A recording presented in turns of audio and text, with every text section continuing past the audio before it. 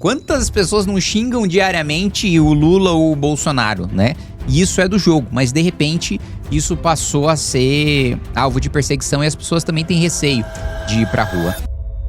Por que agora o senhor avalia, deputado, que não se reproduz um mesmo contexto de mobilização popular, de uma mobilização popular mais ampla, como houve no período Lava Jato, impeachment da ex-presidente Dilma Rousseff, no contexto atual? Eu acho que primeiro porque as pessoas estão desesperançosas, né? As pessoas estão decepcionadas de ter gasto tanta energia na época do impeachment para terminar no governo Bolsonaro e o governo Bolsonaro decepcionar, que isso faz com que muitas pessoas não acreditem que se mobilizar dá certo, resulta em alguma coisa. E resulta, né? A gente está, de fato, numa perspectiva muito desanimadora hoje e no governo Lula de uma maneira geral, na perspectiva da direita, mas não existe nenhuma realidade que não mude, não existe nenhum poder que seja perpétuo, né? E as realidades sempre mudaram, ou historicamente mudaram em regra, no mundo com grandes mobilizações populares, né? Mas as pessoas estão com uma percepção errada de que se mobilizar não adianta em nada, estão desesperançosas. Mas obviamente que eu entendo esse sentimento, porque é frustrante de fato, né? Outro ponto, acho que tem pessoas com medo, né? Com medo de retaliações do Supremo Tribunal Federal, de responder a processos, de perseguições. Algumas pessoas já responderam, até mesmo integrantes do Movimento Brasil Livre, como a Amanda Vettorazzo, já tiveram que depor na Polícia Federal por falar que o presidente Lula é ladrão, né? Que é digamos assim, a esculhambação de políticos, especialmente do presidente da República, sempre foi, digamos assim, um direito garantido de todas as pessoas. Assim, quantas pessoas não xingam diariamente o Lula ou o Bolsonaro, né? E isso é do jogo, mas de repente isso passou a ser alvo de perseguição e as pessoas também têm receio de ir pra rua. E um terceiro elemento é que, diferente da Operação Lava Jato, que dava prisão e busca e apreensão toda semana, não existe esse mesmo ritmo de geração de fatos com o Banco Master nem com o INSS. Perfeito. E deputado, o senhor pode nos trazer esse diagnóstico, né? Me responder se o senhor concorda ou não com isso, mas me parece que há, de todo modo, mesmo que isso não gere mobilização, uma fadiga com relação ao sistema político. Algumas pesquisas aí recentes já mostraram que há altos índices de desaprovação não só do governo Lula, mas do trabalho do Supremo Tribunal Federal, do próprio Congresso Nacional. Existe essa fadiga gerada. Os senhores acreditam, e aí eu te pergunto também como uma das lideranças do seu partido, agora inclusive liderança na Câmara do Partido Missão, há a crença de que essa fadiga do sistema político pode ser catalisada por esse partido, por ele se associar de alguma maneira a esse discurso de rejeição aos modelos que estão aí, às forças políticas mais tradicionais? Eu acho que a missão ela não catalisa um discurso de fadiga contra o sistema, porque catalisar parte da premissa de aumentar, né, de amplificar. Não precisa amplificar, a fadiga já é grande o suficiente, ela só precisa ser representada. As pessoas estão cansadas, as pessoas querem derrubar a maioria esmagadora da classe política, e com razão, na minha avaliação. Você colocou que tem rejeição contra o Lula, tem rejeição contra o Supremo, tem rejeição contra o Congresso. E eu digo para as pessoas, olha, a avaliação que vocês fazem do Congresso é errada, porque ela ainda é generosa demais. Eu que tô lá todo dia, acho o Congresso muito pior do que a população acha. E olha que a população já tem o quê? 80 e poucos % de rejeição ao Congresso Nacional. Eu que tô todos os dias, vejo os absurdos das coisas mais pequenas de descumprimento de regimento, as coisas maiores de ver projetos, medidas que claramente beneficiam alguns grupos de interesse sendo vendido com um discurso populista. Exemplo, o Vale Gás recentemente, né? O governo poderia, já existia um sistema em que o governo dava o dinheiro para a pessoa e a pessoa comprava o seu gás, né? E aí, ele mudam o programa para o governo fazer a entrega de gás. Isso, obviamente, atende o lobby da distribuidora, né? Qual que é o aumento de eficiência da política pública? De, em vez de eu dar o dinheiro para a pessoa e ela comprar do lugar que ela acha melhor, como ela acha mais fácil, eu ir lá contratar a distribuidora, comprar o gás para eu entregar para essa pessoa. Foi justamente o que fracassou quando foi tentado Fome Zero lá atrás, né? Que era justamente o governo vai lá, criava uma estrutura, comprava as coisas e entregava para as pessoas. Fracassou, por isso que foram pro Bolsa Família.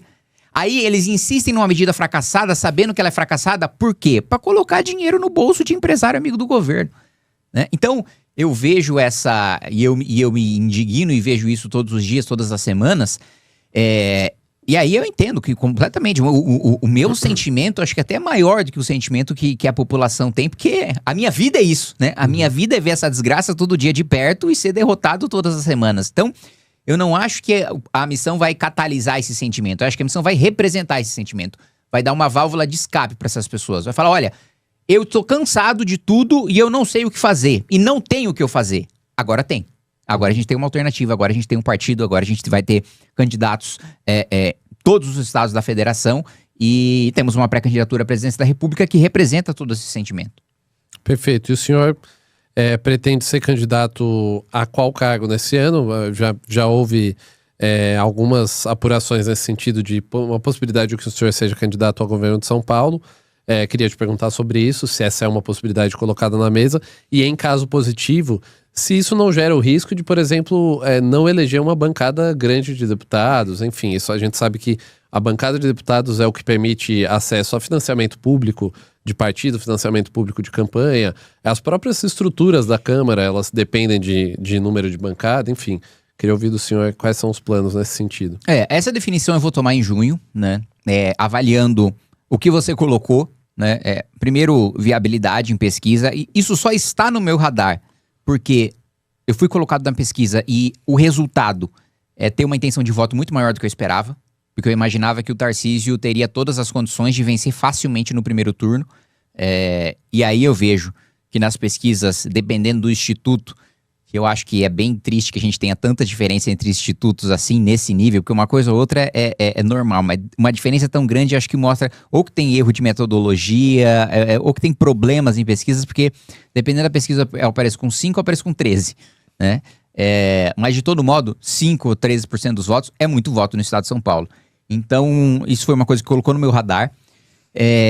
A gente vai precisar fazer essa avaliação de equilíbrio, né? Primeiro, se eu for disputar, eu vou disputar para ganhar. É improvável, é extremamente difícil, porque tem um governador no cargo, e sempre quem tá no cargo tende a ganhar a reeleição, e ainda mais quando tá no seu próprio espectro político, né? Dentro do campo do imaginário da direita, né? Mas difícil não é impossível. Extremamente difícil não é impossível. Então, análise de viabilidade e o que você colocou do quanto a minha eventual candidatura ao governo do estado pode, com a minha participação em debate na TV pela primeira vez, catalisar a imagem do partido, trazer voto de legenda e eventualmente até trazer mais votos para a chapa do que eu sendo candidato a deputado federal. Ou se não, ou se eu sendo candidato ao governo do estado, eu só, digamos assim, arrisco o partido a ficar com menos um deputado ou eventualmente até mais, se eu tiver uma votação maior que traga mais algum deputado. Essa é uma avaliação que a gente vai fazer em junho.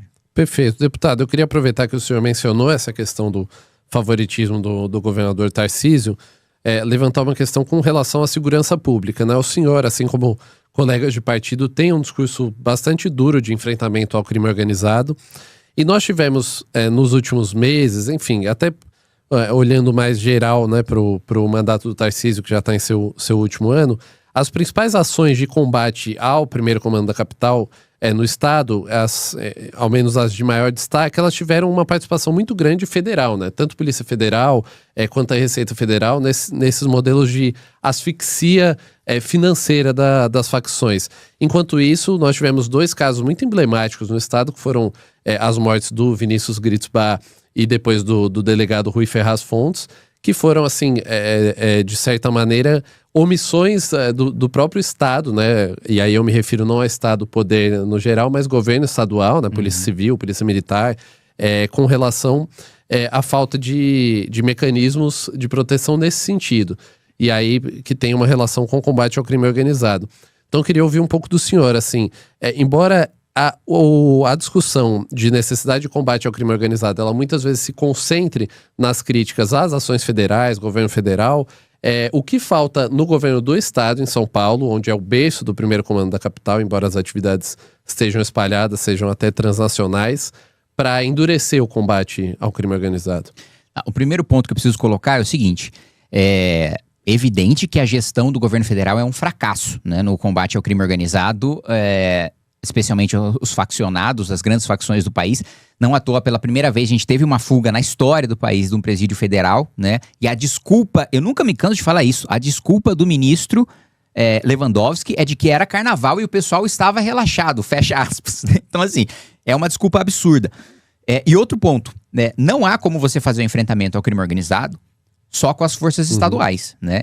Isso aí e não é nenhuma benevolência do governo federal, né? Você utilizar a Receita Federal ou a Polícia Federal nos estados. Aliás, nem deve haver intervenção ou interferência do governo federal em atividades. Olha, se eu sou um promotor de justiça aqui no estado, e eu digo, olha, Receita, para fazer o enfrentamento dessa facção, preciso da sua ajuda aqui para uma quebra, né? Polícia Federal, para desarticular essa operação aqui, eu vou precisar da sua ajuda. Isso, num sistema saudável, eventualmente nem passaria pelo governo federal, seria as instituições conversando. Só o fato da gente discutir aqui, e você me colocou a sua pergunta, porque isso acontece na realidade, de ter que precisar de vontade política do governo federal para ter parceria da Receita com a Polícia Federal, já tá errado, né? Agora, que o Tarcísio decepcionou muito na segurança pública, eu não tenho a menor dúvida, tá? Porque, primeiro ponto, o Tarcísio prometeu, né, e a gestão da Fazenda do Tarcísio não liberou os reajustes prometidos para o Estado de São Paulo, né? E hoje, até me posicionei contra, né, essa semana, a gente até votou aumento de salário de até 95% para a Polícia Militar do Distrito Federal, que já que tem o maior salário do país. Pago com um fundo constitucional que, em sua maioria, né, ele vem da Receita Corrente Líquida da União, que, em sua maioria, vem do Estado de São Paulo. Então, a Polícia do Estado de São Paulo trabalha, paga imposto e tem um salário menor do que aqueles que são financiados com seu imposto. Isso é uma bizarrice, né? E eu acho que uma das principais lutas de um governador do Estado de São Paulo, que eu nunca vi nenhum fazer, é justamente revisar o Pacto Federativo. É justamente chegar para a União e falar, gente, não tem como, né? Não tem como eu mandar tanto dinheiro, já faz assim mais de 100 anos que São Paulo manda dinheiro para a União, que a União distribui para os estados mais pobres, dizendo que os estados mais pobres vão se desenvolver. Em 100 anos, os estados pobres continuam pobres e São Paulo continua sendo São Paulo, né? Com todos os seus problemas, que também é outro ponto, né? Quando falam que São Paulo é um estado rico comparado com o resto do país, né?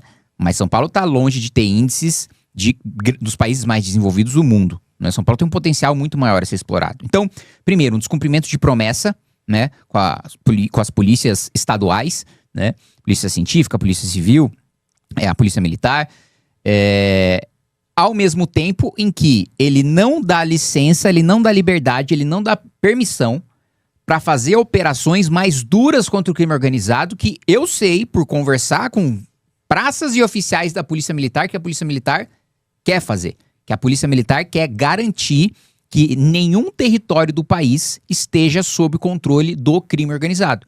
E o Tarcísio, com medo de apanhar de imprensa, de apanhar de ONG de direitos humanos, de apanhar de partidos de esquerda, não dá autorização para a tropa fazer o seu trabalho. Então, a falta de valorização, a falta de equipamentos e a falta de permissão para que ela faça o seu trabalho, eu acho que é uma deficiência fundamental do governo Tarcísio nesse enfrentamento. E nesse sentido, quando eu falo de estrutura, eu não estou só falando do crime organizado de canhão na cinta, eu estou falando de Faria Lima também. Né? A gente tem a REAG, por exemplo, que foi muito conhecida por causa das transações ali envolvendo o primeiro comando da capital. Tem muito fundo que, assim, todo o mercado diz que tem envolvimento com o crime organizado. As autoridades sabem. E o governador não vai pra cima? Sim, e isso pra mim é uma deficiência grave no enfrentamento do crime organizado.